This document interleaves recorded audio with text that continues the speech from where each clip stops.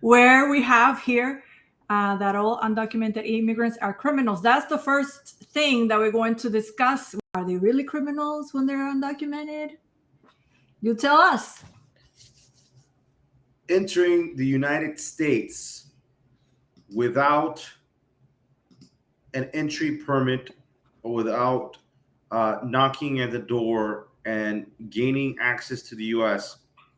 with the permission of immigration is not in of itself a crime. However, let me clarify.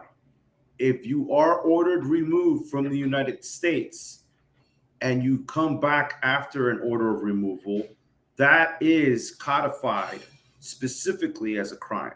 So the word that you used earlier about whether all immigrants and even the words of the immigrant, the officer, Nice. Yeah. the ICE officer, was an overgeneralization. And yes, they're trying to capture this idea in rhetoric that just because you entered illegally, that in of itself is a crime, because of the term illegal. Like you hear illegal, but when you go to court, you could be in a civil setting and you could be talking about something that's not within the law, right? So illegal, not within the law.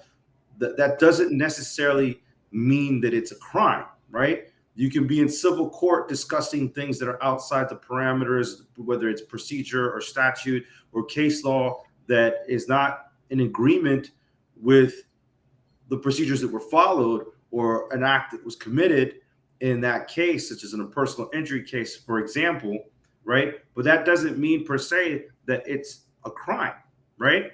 So, and I think really what it is at the end of the day, and it's shameful, really, it's shameful to over generalize and over characterize an entire group of people